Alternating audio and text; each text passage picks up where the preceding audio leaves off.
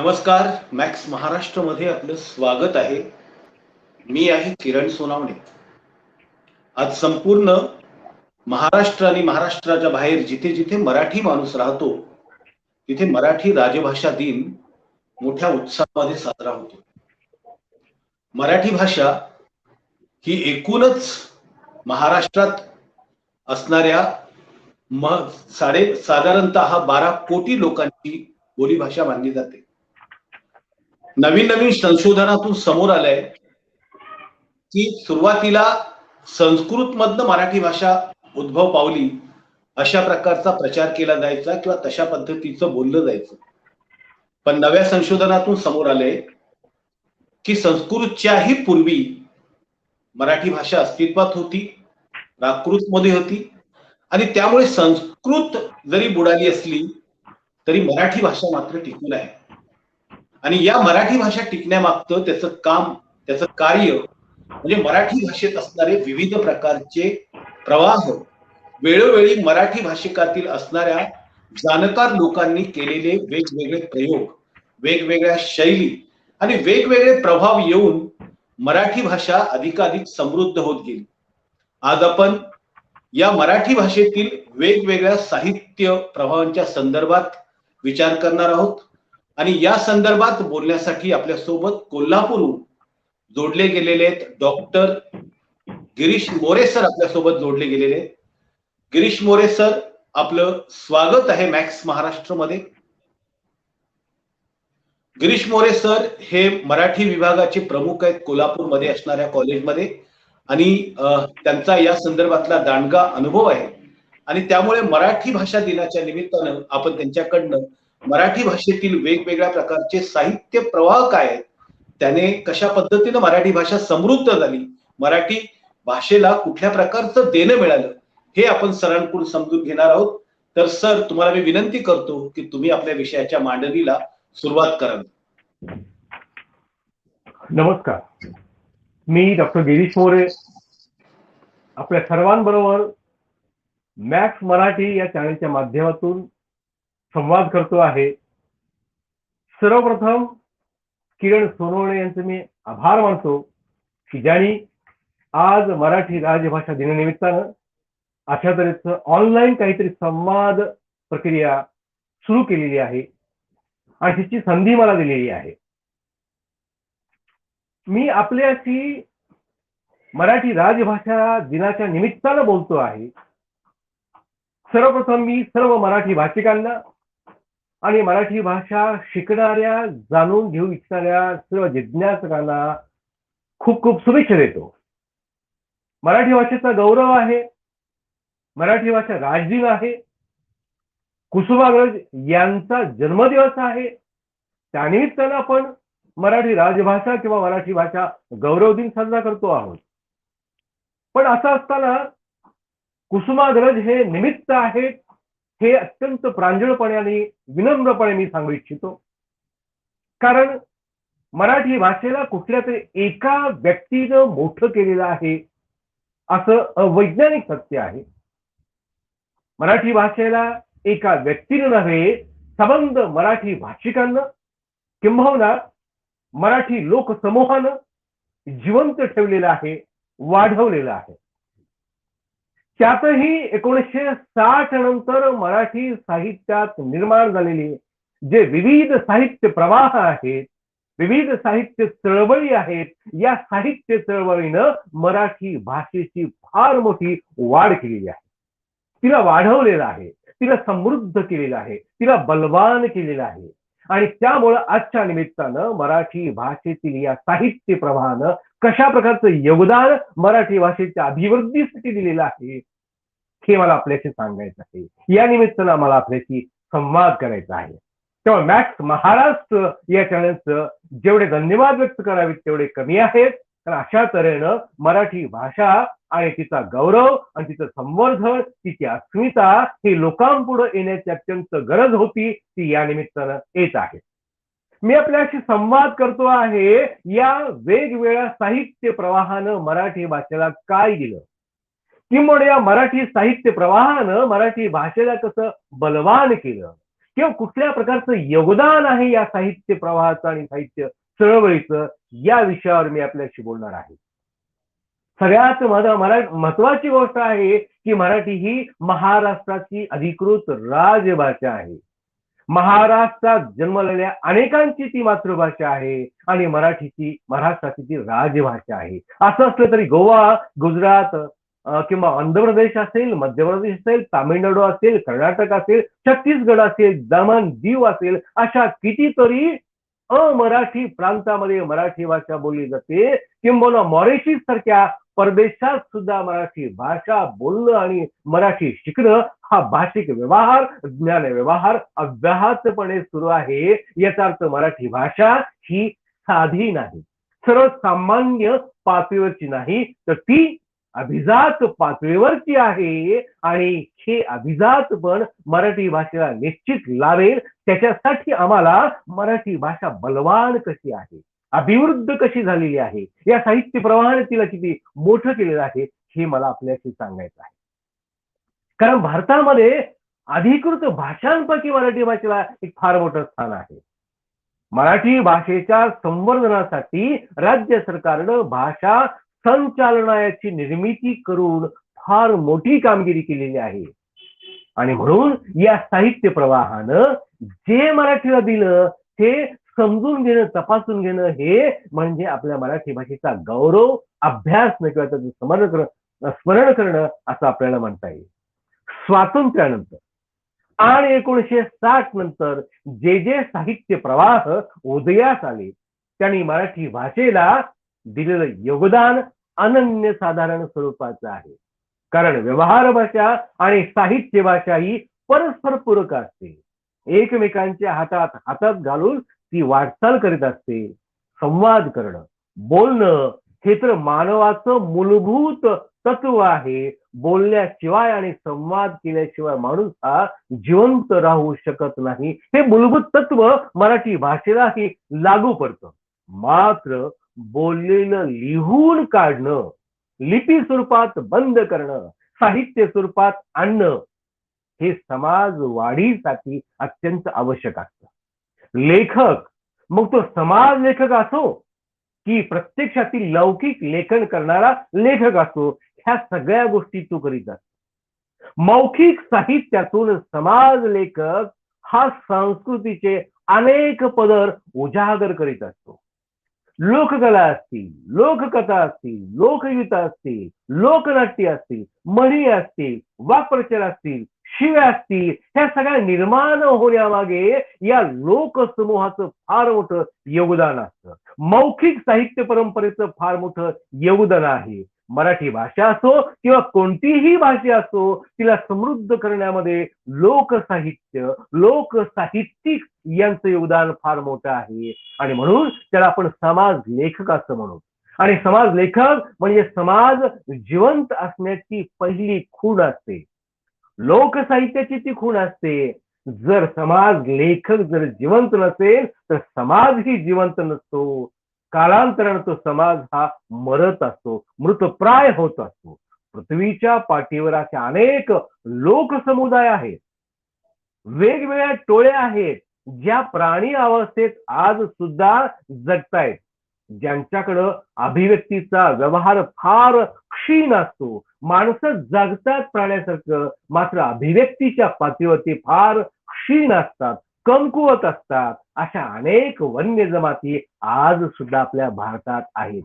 मात्र या सगळ्या अभिव्यक्तीच्या पेक्षा अशा जमाती केवळ जगण्याला प्राधान्य देतात, अस्तित्वाचं रक्षण ते करतात. आणि त्यामुळं त्यांचा भाषिक व्यवहार हा फार प्राथमिक पातळीवरचा असतो. माणूस म्हणून जगण्यासाठी भाषिक व्यवहार हा समृद्ध असणं फार गरजेचं आहे.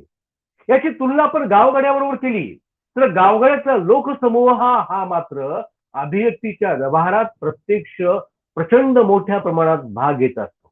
आणि भारतीय पातळीवर जर विचार केला तर असं लक्षात येतं की प्रत्येक जातींचा लोकसमूह आपापल्या गोटात आपापला भाषिक व्यवहार हा पार पाडत असतो. आपापल्या जातीच्या गोटात आपापला भाषिक व्यवहार पार पडत असतो की ज्यामध्ये लोकगीत असतील, लोककथा असतील, म्हणजे मौखिक परंपरेनं आलेलं सगळं जे भाषिक धन आहे, हे सगळं भाषिक धन पुढच्या पिढीला मिळवून देण्याचं काम हा लोकसमूह करत असतो. हा लोकसमूह म्हणजे समाज लेखक असतो. तो जिवंत असेल, त्याची सगळी पाठीमागची संस्कृतीमध्ये अनेक चांगले आणि वाईट व्यवहार पुढच्या पिढीला कळले पाहिजेत आणि पुढच्या पिढीला कळण्याचं काम हा समाज लेखक करत असतो, लोकभाषेच्या माध्यमातून करत असतो. आणि मराठी भाषेचा जर विचार केला तर ठामपणे असं म्हणता येतं की शिक्षित लोकांच्या साहित्यानं मराठी भाषा जितकी बलवान केली त्याच्यापेक्षाही अशिक्षित लोकसमूहातील किंबहुना मौखिक परंपरातील समाज लेखकानं मराठी भाषा अत्यंतिक बलवान केली, अत्यंतिक चांगल्या तऱ्हेनं समृद्ध केलेली आहे असं आपल्याला म्हणता येतं. कारण या विधानामध्ये एक सत्य दडलेलं आहे. काय सत्य आहे? तर शिक्षित माणूस हा निवडक असतो, त्याचा अनुभव क्षेत्र हे निवडक असतं आणि तो अनुभव मानत असताना त्याची भाषा सुद्धा निवडक परिप्रेक्षातली असते. पण अशिक्षित माणूस ज्यावेळेस मौखिक साहित्यातून व्यक्त होत असतो त्याचं अनुभव क्षेत्र हे अत्यंत व्यापक असतं आणि व्यापक पातळीवरची भाषिक व्यवहाराचे साहित्य हा तो निर्माण करत असतो. त्यामुळं या अशिक्षित म्हणणाऱ्या लोकसमूहाकडून निर्माण झालेलं साहित्य ज्याला आपण लोकसाहित्य म्हणतो, जे मौखिक परंपरेने त्यातले जे शब्द असतात, शब्द भांडार असतात, ते शिक्षित लेखकांच्या पेक्षा अगाध असतात, व्यापक असतात, प्रचंड मोठे असतात. म्हणून या लोकसाहित्यिकांचं, समाज लेखकांचं सुद्धा ऋण आहे की ज्याने मराठी भाषेला समृद्ध केलेलं आहे. अनेक अंगानं संस्कृती उजागर करण्याचं काम हा समाज लेखक करत असतो, लोकसाहित्य करत असतात. स्वातंत्र्यानंतर मात्र म्हणजे 1960 नंतर सुद्धा भारतातील चित्र प्रचंड प्रमाणात बदललेलं आहे. लोकसमूहातील अनेक तरुण हे शिक्षित झालेले आहेत. त्यातल्या अनेक तरुणांनी शिक्षण घेतलेलं आहे आणि मौखिक अभिव्यक्तीपेक्षा लिखित अभिव्यक्तीला त्यांनी प्राधान्य दिलं आणि मराठी भाषा कधी नव्हे तितक्या प्रमाणात वाढत गेली, बलवान होत गेली, समृद्ध होत गेली. याचा अर्थ स्वातंत्र्यपूर्व काळातील या लेखकांचं योगदान नाकारता येत नाही. स्वातंत्र्यपूर्व काळातील समाजभूमीचा पाया ज्योतिराव फुले या महामानवाने घातला. इंग्रजी काळात स्वतःच्या भाषेचा अभिमान बाळगणाऱ्या लेखकांपुढं आपली भाषा न लाजता कशी वापरावी हे ज्योतिराव फुले यांनी सर्वप्रथम शिकवून दिलं. कारण शुद्ध भाषा असते, व्याकरणिक भाषा असते, प्रमाण भाषा असते आणि तीच आपण साहित्यात वापरली पाहिजे असा एक गैरसमज पसरवणारी पिढी त्या काळात लिहित होती.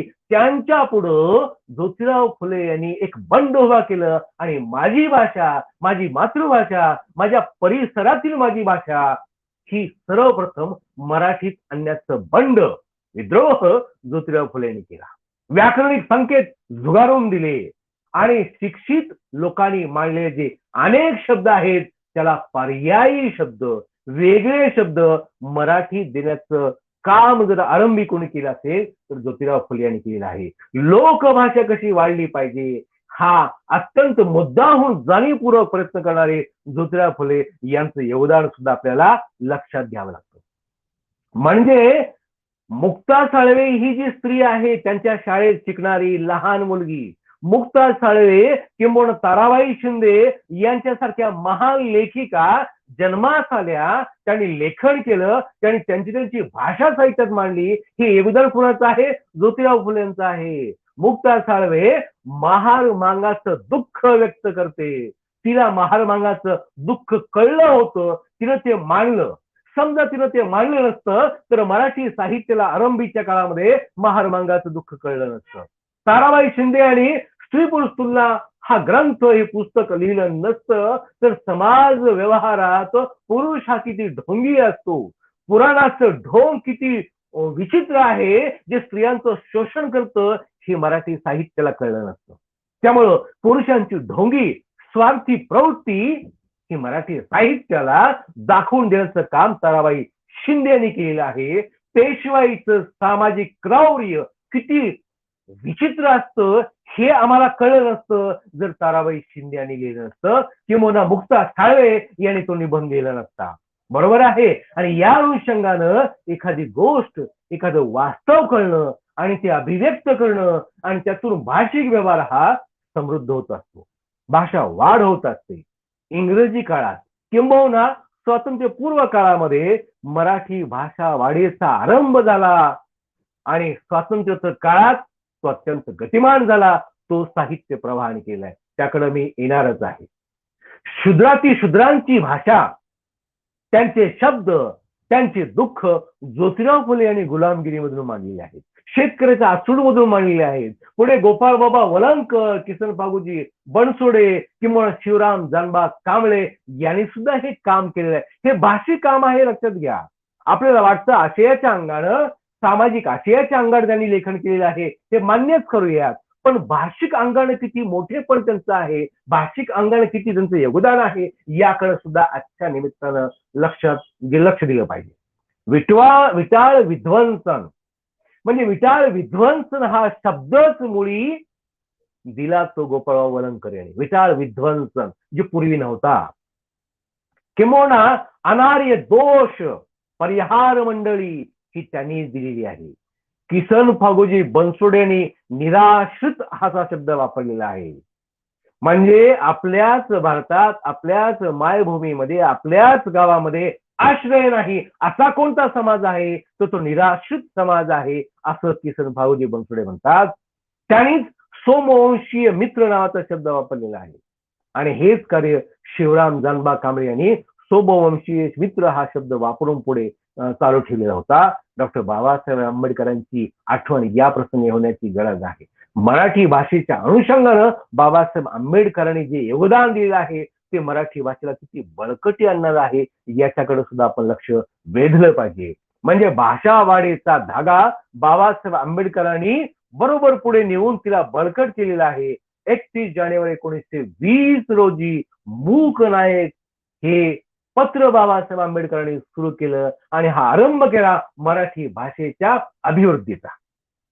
म्हणजे तो शनिवारचा दिवस, 31 जानेवारी 1920 शनिवारचा दिवस, त्या दिवशी बंडखोर संत तुकाराम यांचा अभंग शिरोभागी घेऊन बाबासाहेब आंबेडकरांनी मुखपत्राचं शीर्षक मूक नायक हे ठेवलेलं होतं.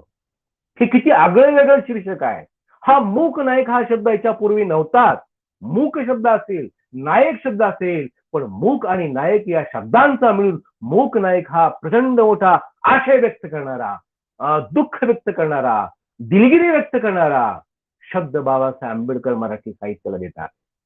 ज्योतिराव फुले यांनी शूद्रातिशूद्र शब्द वापरला, वलंकरा भावानी अनार्य शब्द वापरला, किसन फागुजी बनसोडे यांनी निराश्रित शब्द वापरला, शिवराम जानबा कांबळे यांनी सोमवंशीय शब्द वापरला, तर बाबासाहेब आंबेडकरांनी कुठला शब्द वापरला? मूक नायक असा शब्द वापरलेला आहे.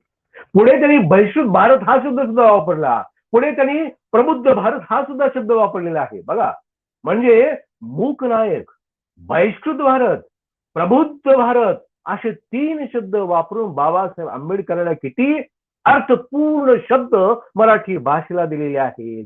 म्हणून डॉक्टर बाबासाहेब आंबेडकर यांनी जे दिलेलं आहे ते पुढच्या साहित्य चळवळींनी प्रेरणास्थानी मांडलं आणि लेखन केलेलं आहे.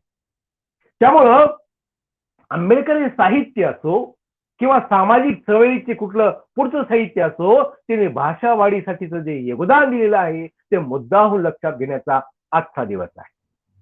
ब्राह्मण्याचा किल्ला शाहू छत्रपतींनी ढासळून टाकला असं बाबासाहेब विधान करतात. किंबहुना त्या भाषणामध्ये ब्राह्मण्य असा जो शब्द बाबासाहेब आंबेडकरांनी वापरलेला आहे तो किती आशयपूर्ण आहे. ब्राह्मण्य या शब्दामध्ये एक संस्कृती दडलेली आहे, शोषणाची, जातीय विषमतेची एक संस्कृती दडलेली आहे. हे दाखवण्याचं काम ब्राह्मण्य या शब्दातून बाबासाहेब आंबेडकर करतात. किंवा जात्यांधता हा शब्द प्रयोग 1946 मध्ये बाबासाहेब आंबेडकर वापरतात. किंवा एकांगी राजकारण हा शब्द सुद्धा 1951च्या भाषणामध्ये बाबासाहेब आंबेडकर वापरतात. किंबहुना 1948च्या लखनौच्या अधिवेशनामध्ये बाबासाहेब आंबेडकर म्हणतात, मी पाषाणासारखा घट्ट, मला विरघळण्याची भीती नाही, तुमची स्थिती वेगळी आहे आणि तुम्ही ढेकळासारखे विरघळून जाल, विरून जाल, असं उद्गार लखनौच्या अधिवेशनामध्ये बाबासाहेब आंबेडकर करतात. हे जे भाषा आहे, ही भाषा याच्या पूर्वीच्या कुठल्याही अव्वल इंग्रजी कालखंडातील समाज सुधारक लेखकांनी वापरलेली नव्हती.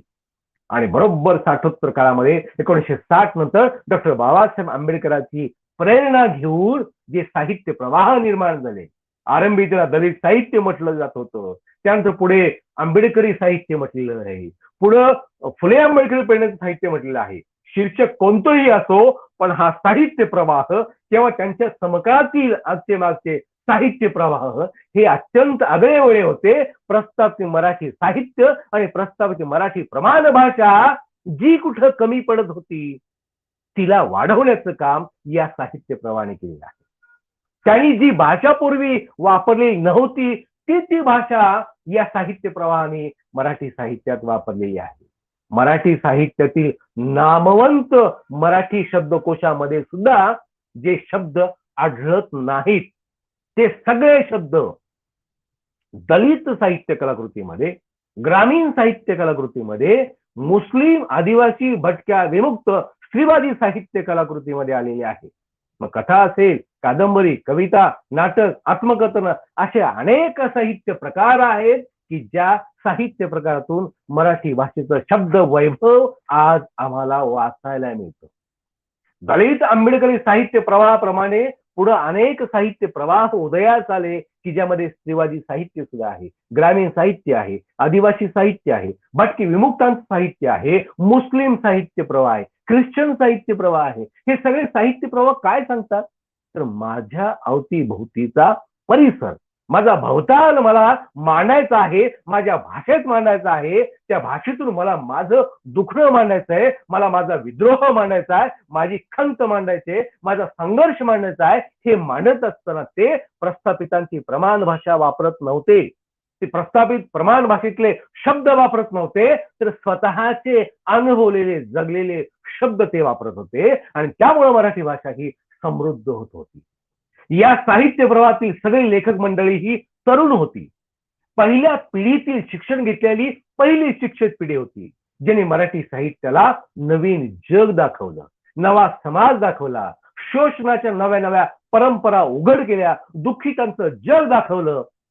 आणि हे करत असताना त्यांनी वेगळी भाषा सुद्धा या मराठी साहित्याला दाखवली आणि वेगळे शब्द भांडार मराठी साहित्याला जोडण्याचं फार मोठं कार्य या साहित्य प्रवाहाने आणि या साहित्य प्रवाहातील अनेक लेखकांनी केलेलं आहे. आणि म्हणून त्याचं स्मरण करणं हा आजचा दिवस माझ्या दृष्टीने महत्वाचा आहे. डॉक्टर बाबासाहेब आंबेडकरांच्या हयातीत अण्णाभाऊ साठे लिहित होते.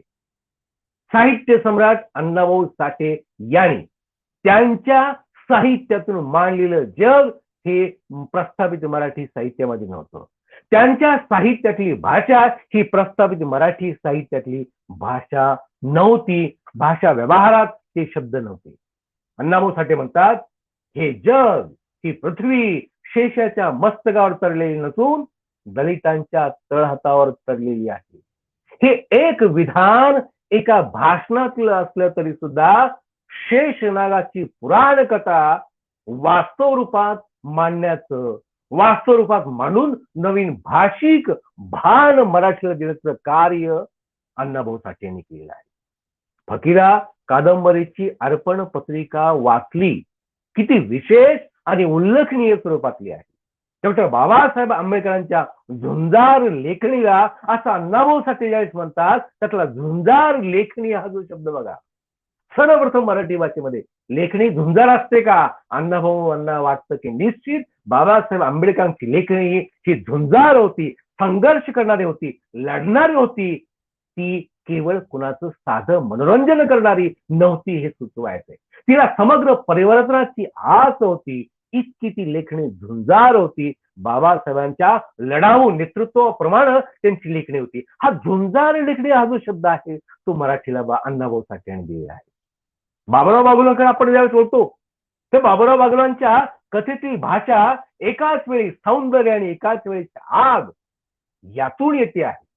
म्हणजे सौंदर्य आणि आग यांचं एकत्रित लेणं घेऊन वाचकांपुढे येणारी बाबुराव बागुलांची भाषा असं वर्णन आपल्याला करता येईल, जी प्रस्थापित मराठी साहित्यामध्ये ही भाषा आढळत नाही. ते म्हणतात, वेदाआधीही तू होतास, तूच सूर्याला सूर्य म्हटलं आणि सूर्य सूर्य झाला, तूच चंद्राला चंद्र म्हटलेस आणि चंद्र चंद्र झाला, अवघ्या विश्वाचं नामकरण तू केलं.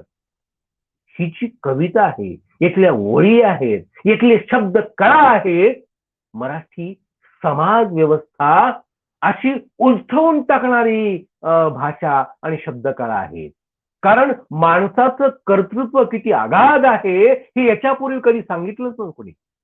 ह्या सूर्याला आम्ही सूर्य म्हटलेलं आहे, म्हणजे सूर्याचं बारसं आम्ही घातलं, चंद्राचं बारसं आम्ही घातलं, हे छाती ठोकपणे सांगणारे बाबुराव बागुल आहेत.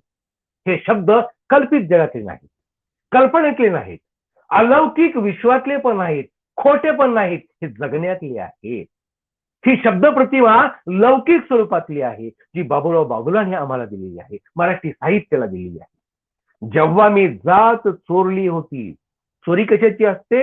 पैशाची, धनाची, संपत्तीची, अन्न भाकरीची चोरी, कपड्याची चोरी, वस्तूची चोरी असते, पण जातीची चोरी. मी जात चोरली होती, जेव्हा मी जात चोरली होती असा शब्द प्रयोग कथासंग्रहाच्या माध्यमातून बाबुराव बागुल करतात, त्यावर समाज व्यवस्थेचं किती मोठं दुःख ते मांडत होते. भारतीय चातुर्वर्ण व्यवस्थेमध्ये माणूस इतका भरडला जातो आहे, हे दुःख बाबुराव बागुल मांडत होते. किंवा त्यांच्याच कथासंग्रहाचं नाव आहे मरण स्वस्थ होत आहे.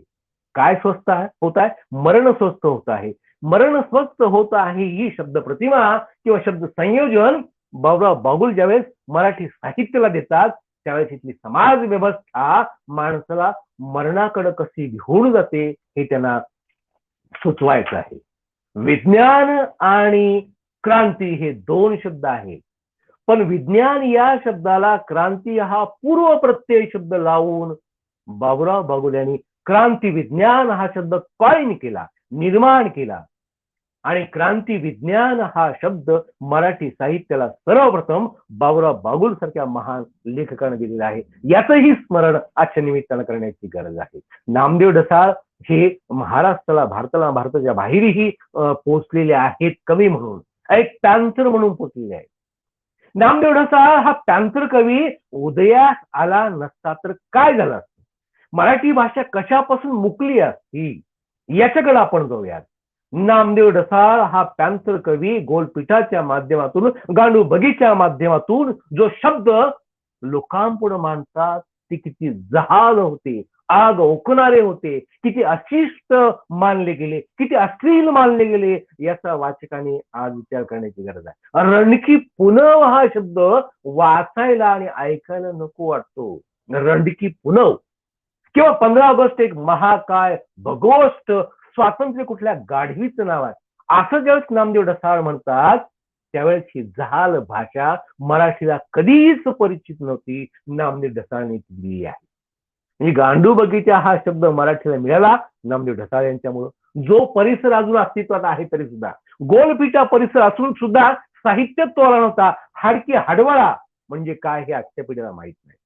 हे समाज व्यवस्थेतले सगळे शब्द आहेत की जे मराठी शब्दकोशात सापडत नाहीत, मराठी साहित्य कथा कादंबरीमध्ये सापडत नाहीत, परंतु ढसाळ्यांच्या कादंबरीमध्ये हाडकी हाडवळा हा शब्द येतो कादंबरीच्या रूपातून. आणि नवा आशय, नवीन समाज व्यवस्था जी कुठल्या पिढीला माहित नव्हती, कुठल्या भाषेला माहित नव्हती, ती कळत आहे. आणि म्हणून नामदेव ढसाळांसारख्या अनेक साहित्यिक लेखकांचं, चळवळीतल्या लेखकांचं योगदान मराठी भाषेला समृद्ध करण्याचं किती मोठं कार्य करीत होते, याकडे आपल्याला लक्ष द्यायची गरज आहे. किंवा शरणकुमार लिंबाळे हा जो साहित्यिक आहे, अक्करमाशी हा शब्द समाज व्यवहारात होता, साहित्यात नव्हता, भाषिक व्यवहारात नव्हता. माणसं बोलत असतील हलक्या आवाजामध्ये, हा अक्करमाशी आहे, पण मोठ्यानं उद्गार करणं हा प्रकार नव्हता.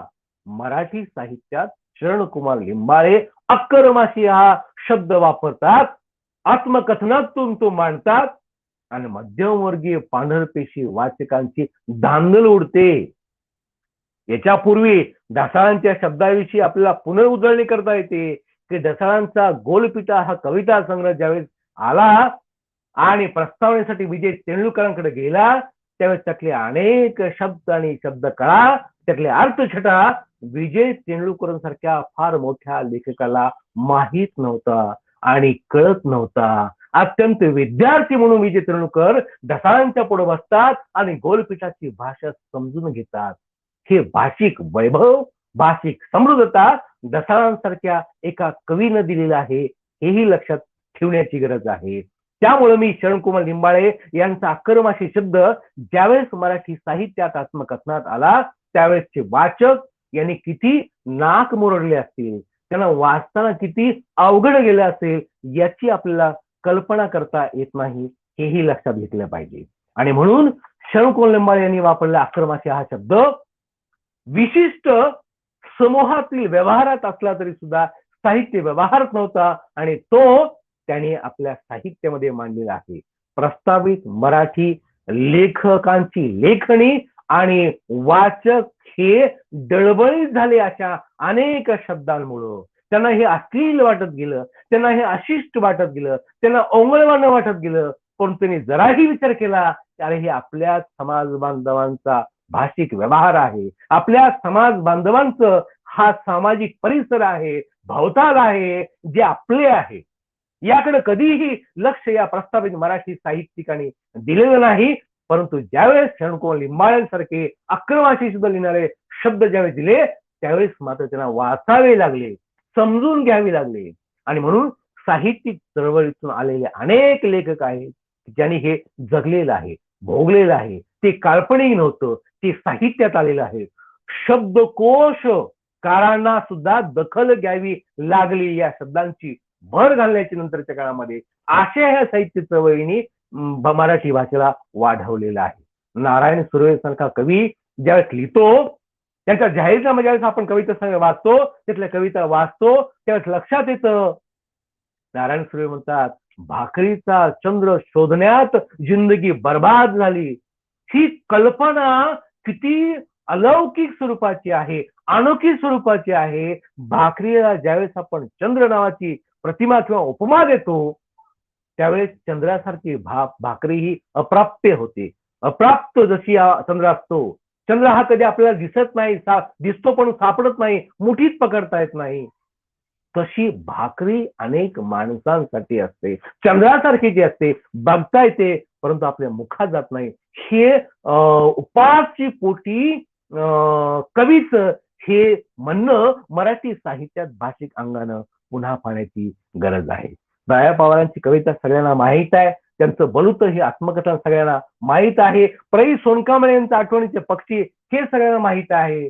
किंवा गावकी हे आत्मकथन रुस्तुम अचलखान यांचं हे सुद्धा सगळ्यांना माहीत आहे. अत्यंत अपरिचित असं जग या संबंध आत्मकथनातून आपल्याला वाचायला मिळतं. अपरिचित भाषा सुद्धा मराठी साहित्यामध्ये त्यांनी दिलेली आहे. कवी म्हणतो, हे महाकवे तुला महाकवी तरी कसा म्हणू, हे महाकवी तुला मी महाकवी तरी कसा म्हणू. हा अन्याय अत्याचार व्यक्त करणारा एक शब्द जरी लिहिला असतात तर तुझं नाव मी हृदयावर करून ठेवलं.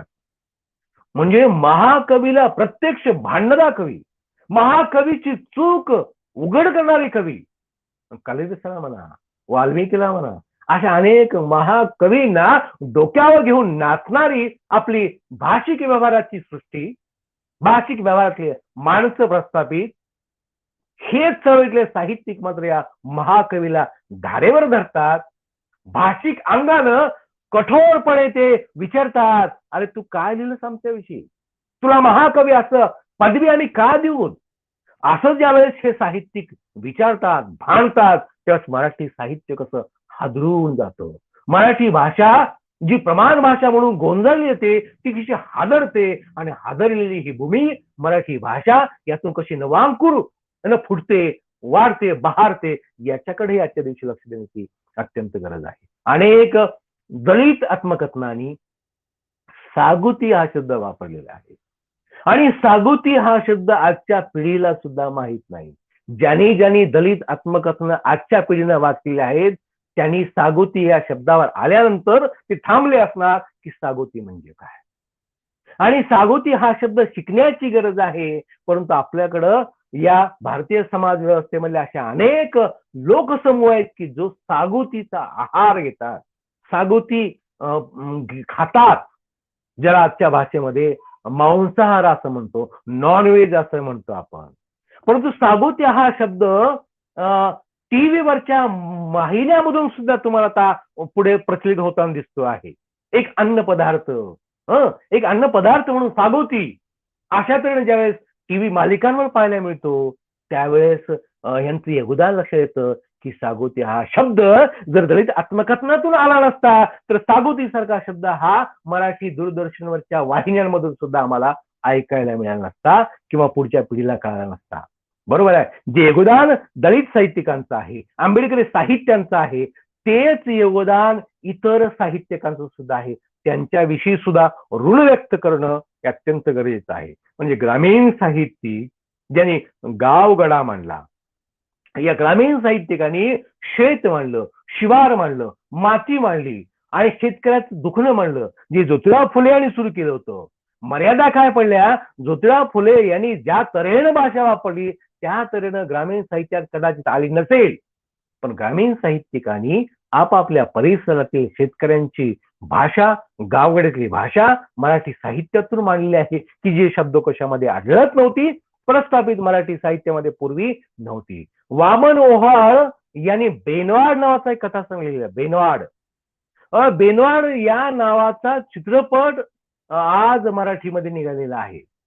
म्हणजे बेनवाड हा शब्द वामन ओहाळ रस्तात नव्हे मांडतात साहित्यातून कथा लिहितात आणि तो शब्द चांगला वाटतो. बेनवाड म्हणजे काय? हे किती विचित्र शब्द आहे बेनवाड, जो आमच्या पिढीला माहितच नव्हता. तो साहित्यात आला, ज्याने तो वाचला त्यावेळी त्याचं वेगळेपण कळालं. बेनवाड ही प्रवृत्ती आहे आणि ही प्रवृत्ती गाव पातळीवर असते आणि ही प्रवृत्ती नेमकी बेनवाड या चित्रपटामध्ये पुढे आपल्याला पाहायला मिळते. आणि म्हणून हे योगदान वामन ओहाळाचं किंवा अनेक ग्रामीण साहित्यिकांचं असो, किंवा आनंद यादव असतील, व्यंकटेश माडगुळकर असतील, भास्कर चंदनशिव आहेत, नागनाथ कोत्तापल्ले आहेत, कितीतरी मराठी साहित्यिक आहेत की ज्यांनी अस्सल ग्रामीण जीवन वाचकांपुढे मांडलेलं आहे. उद्धव शेळके सारखा अत्यंत समर्थ असा ग्रामीण कादंबरीकार, कथाकार, जन सगळे ग्रामीण भागातील दुखणं मराठी साहित्यात मांडलं की जे पूर्वी नव्हतं. त्यामुळे शेतातले अनेक कृषी संस्कृतीचे शब्द हे मराठी साहित्याला देण्याचं काम ग्रामीण साहित्य चळवळीने दिलेलं आहे. तेच आदिवासी साहित्याने सुद्धा दिलेलं आहे. वारू सोनवणे यांचा गोधड हा कविता संग्रह वाचला तर आदिवासी लोकांची भाषा जी भिल्लोरी असेल किंवा वेगवेगळ्या प्रकारच्या बोलीभाषेतील आहे. मराठी भाषेला अनेक बोली आहेत, मग कोकणी असेल, मालवणी असेल, डांगी असेल, मराठवाडी असेल किंवा चंदगडी असेल, कोल्हापुरी असेल, किंवा वऱ्हाडी असेल, खानदेशी असेल, डांगी आहे, कितीतरी बोलीभाषा मराठीला आहेत. त्या बोली भाषेतील साहित्य आज वाचायला मिळतं, लिहिलं जात आहे. या सगळ्या साहित्य प्रवाहाने जी बोलीभाषा आम्हाला दिलेली आहे त्या बोलीभाषेमुळे सुद्धा मराठी साहित्य समृद्ध झालेलं आहे. त्यामुळे आपण गैरसमज दूर करून टाकूयात की प्रस्तावित मराठी लेखकांच्या अनेक कलाकृती प्रसिद्ध आहेत, त्या कलाकृती मधलीच भाषा म्हणजे मराठी भाषा असं नव्हे. ती काही टक्के लोकांची, काही टक्के मराठी भाषा आहे. परंतु संबंध बहुजन समाजाची, 18 पगड जातींची जी आपापली भाषा आहे ती सगळी समग्र मिळून जी भाषा आहे ती मराठी भाषा आहे. आणि तिची वाढ जी झाली ती 77 काळामध्ये, स्वातंत्र्याच्या नंतरच्या काळामध्ये शिक्षण सर्व स्तरात गेल्यानंतर शिकलेल्या नवशिक्षित पहिल्या पिढीकडून झालेले आहे असंही आपल्याला म्हणता येतं. मी विषय म्हणतो ते आदिवासी साहित्य प्रवाहातील वारू सोनवणे या कवीचं, या चळवळ्या साहित्यिकाचं की ज्यांनी गोधड नावाचा कविता संग्रह लिहिला. गोधड हा भिलोरी कविता, भिलोरी कवितांचा संग्रह आहे. त्यातली भिलोरी भाषा बघा, त्यातले शब्द काय बघा की जी आम्हाला आज अपरिचित आहे. म्हणजे आज सुद्धा भटक्या विमुक्तांची भाषा असो, मुस्लिम समाजाची दख्खनी भाषा असो, आदिवासी समाजाची वेगवेगळ्या भाषा असो, आजच्या दलित साहित्य प्रवाहातील अनेक लेखकांना सुद्धा अवघड वाटते. याचा अर्थ असा अजून खूप असा समुदाय आहे की जो मांडतो आहे, आपल्या भाषेतून व्यक्त होतो आहे, हे व्यक्त होणं फार आवश्यक आहे. व्यक्त होऊ न देणं ही व्यवस्था आहे, आणि व्यक्त होऊ दिल्यानंतर किंवा व्यक्त झाल्यानंतर जे आगाध असं भाषिक वैभव येतं, त्यामुळे मराठी भाषा समृद्ध होते आहे. कारण इंग्रजीतले शब्द अनेक मराठी भाषेमध्ये आलेले आहेत, हिंदीतले आहेत, उर्दूतले आहेत, फारसीतले आहेत, कानडीतले आहेत. जेवढे जेवढे अनेक भाषेनी मराठी भाषेमध्ये प्रवेश केलेला आहे, त्या त्या सगळ्या भाषांसाठीच ऋण आपण व्यक्त केलं पाहिजे. कारण हे शब्द मराठी भाषेत आले नसते तर मराठी भाषा ही कमकुवत राहिली असती, एकांगी राहिली असती, बलवान झाली नसती. अडकित्ता हा शब्द पर्यायी शब्द नाही आमच्याकडे, अख्खा शब्दाला पर्यायी शब्द आम्ही देऊ शकत नाही. कारण हे सगळे जे आहेत हे सगळे शब्द कला मराठीमध्ये आणण्याचं काम साहित्यिकांनी केलेलं आहे. गोधड या कविता संग्रहातील कविता वाचतो आणि 5 मिनिटांमध्ये मी समारोपाकडे येतो आहे आणि साहित्य पर्वातील साहित्यिकांचं योगदान मराठी भाषेच्या पुढे मी मांडतो आहे. गोधड मधील एक कवितेतल्या ओळी बघा, आपल्याला कळत नाहीत. वारू सोनवणे म्हणतात, काऊक लुगू मनी बाजू धरसीमा, बाबा गाया गेय आणि तू जीव तोड, नाथा तोडी टाक मा मला पोलीस मारी टाकीत, करीन तू भिवी गई मला बंदूकच मारी, अशी बात नाही मी आम्हा जीव लिहिणार चौफेर साथ. भिलोर भाषेतील गोधड मधील वारू सोनवण्यांची कविता मला केवळ पोलिसांच्या बंदुकीची भीती नाही तर माझ्या चौफेर सगळी भीती निर्माण करणारं वास्तव आहे. ही शब्दकला आदिवासी साहित्यानं दिलेली आहे. किंबहुना मुस्लिम साहित्याकडे आपण वळू शकतो. मुस्लिम साहित्यामध्ये कब्रस्तानचे शब्द मुस्लिम साहित्य प्रवाहामध्ये अनेक साहित्यिक होऊन गेले आहेत की ज्यांनी कब्रस्तान सारखे शब्द मराठी साहित्यात लिहिले आहेत. दखणी भाषेतले अनेक शब्द मराठी साहित्यामध्ये लिहिले आहेत. त्यातला सिराज मुजावर यांची कविता वाचतो, त्यातले शब्द वाचतो बघा. कब्रस्तानात फक्त अचेतन देहच दफन करतात, कब्रस्तानात फक्त अचेतन देहच दमन करतात, विचार तुम्हाला दफन करताच येणार नाही. कब्रस्थानात फक्त अचेतन देहच दफन करतात, विचार तुम्हाला दफनच करता येणार नाहीत. हातला दफन शब्द हा मराठीचा नाही, हा दखणी शब्द आहे. कब्रस्तान हा शब्द दखणी भाषेच्या अनुषंगाने आलेला आहे. सिराज मुजावर सारख्या अनेक मुस्लिम साहित्यिक कवींचं योगदान मराठी भाषेला समृद्ध करणार आहे. स्त्रीवादी साहित्यातल्या अनेक लेखकांनी मराठी साहित्याला स्त्रियांची जी भाषा असते ती भाषा दिलेली आहे. भटके विमुक्तांचे अनेक जे लेखक आहेत त्यांनी सुद्धा मराठी भाषेला समृद्ध केलेलं आहे. अशोक पवार सारखा कादंबरीकार इरण माळ नावाची कादंबरी लिहितो, बिराड सारखी कादंबरी लिहितो. किंबहुना दादासाहेब मोरे नावाचे जे साहित्यिक आहेत गबाळ नावाचा आत्मकथन लिहितात. गबाळ हा शब्द मराठीत आलेला आहे. किंबहुना बेलदार समाजाचं दुःख अशोक पवार म्हणतात. असे कित्येक शब्द मराठी साहित्याला दिलेले आहेत. ही योगदान अत्यंत महत्वाचं आहे. त्यामुळं आज मराठी भाषा दिनाच्या निमित्तानं, मराठी भाषा गौरव दिनाच्या निमित्तानं मी आपलं सर्व रसिक श्रोत्यांना, प्रेक्षकांना, मराठी भाषिकांना विनम्र आवाहन करतो की आपण आपल्या भाषेचा गौरव समजून घेऊयात. मराठी भाषेला ज्या ज्या लेखक मंडळींनी मोठं केलेलं आहे, योगदान दिलेलं आहे, ते योगदान समजून घेऊया. केवळ काही पुस्तकं वाचून प्रमाण भाषा म्हणजे मराठी भाषा आहे असा समज न करता 18 पगड जाती धर्मांची किंबहुना बहुजन समाजाची जी भाषा आहे, ज्या बोली आहेत, त्या बोली भाषेतलं साहित्य, त्यातली शब्दकळा, त्यातले वाक्प्रचार, त्यातल्या शिव्या, त्यातल्या म्हणी, त्या सगळ्या मराठी भाषेला समृद्ध करणाऱ्या आहेत. कुठल्या तरी 8व्या-9व्या शतकामध्ये मराठी भाषा जी सुरुवात झाली, जी प्राकृत मधून उदयास आलेली आहेत. संस्कृत भाषेच्या पूर्वी मराठी भाषा अस्तित्वात होती याचे अनेक पुरावे आहेत. त्यामुळे चुकीचा इतिहास आपण मांडता कामा नये. संस्कृत पासून मराठी भाषा उदयास आलेली नाही, तर प्राकृत भाषेपासून ती उदयास आलेली आहे. संस्कृत भाषेच्या पूर्वी ही मराठी भाषा होती. इथल्या अनेक लोककलावंतानं मराठी भाषेला जगवलेलं आहे. इथल्या बहुजन समाजानं मराठी भाषेला जगवलेलं आहे. साठोत्तर काळातील अनेक साहित्य प्रवाह आणि त्यातल्या लेखकांनी मराठी भाषेला वाढवलेलं आहे, अभिवृद्ध केलेलं आहे. याचं स्मरण करणं म्हणजे मराठी भाषेचा गौरव दिन साजरा करणं, मराठी भाषा दिन हा साजरा करणं आहे असं आपल्याला म्हणता येईल. आपण माझं हे म्हणणं ऐकून घेतलात त्याबद्दल आपलं सर्वांचं मनपूर्वक आभार मानतो आणि थांबतो. धन्यवाद. धन्यवाद डॉक्टर गिरीश मोरे सर. आपण मॅक्स महाराष्ट्राच्या सोबत संवाद साधला आणि मराठी भाषेतील साठोत्तर साहित्यातील वेगवेगळे प्रवाह या संदर्भामध्ये तुम्ही मांडणी केली. साठोत्तर साहित्यामध्ये आलेले वेगवेगळे प्रवाह असतील, आदिवासी असतील, ग्रामीण असतील, त्यानंतर दलित, आंबेडकरी, वेगवेगळ्या प्रकारच्या साहित्यिकानं आपल्या जगण्या आणि जीवनाचं एकंदरीत साहित्यात आणून ती भाषा आणि ते साहित्य समृद्ध केलं.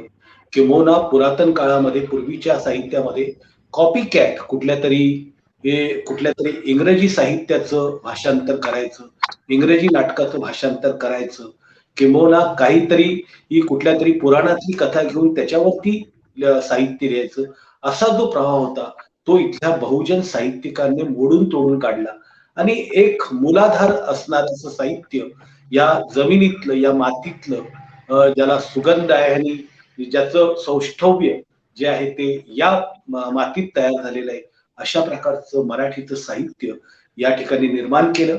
आज जागतिक पातळीवरती या साहित्याची दखल घेतली जाते.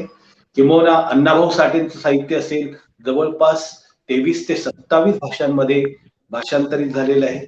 तसंच अनेक बहुजन साहित्यकांचे साहित्य हे वेगवेगळ्या प्रकारच्या भाषांमध्ये भाषांतरित होत आहे. तुम्ही ही सगळी मांडणी गिरीश मोरे सरांकडून ऐकली. तुम्हाला नेमकं या संदर्भात काय वाटतं तुम्ही नक्की कमेंट्स बॉक्समध्ये लिहा आणि पाहत राहा मॅक्स महाराष्ट्र, आवाज महाराष्ट्राचा. धन्यवाद.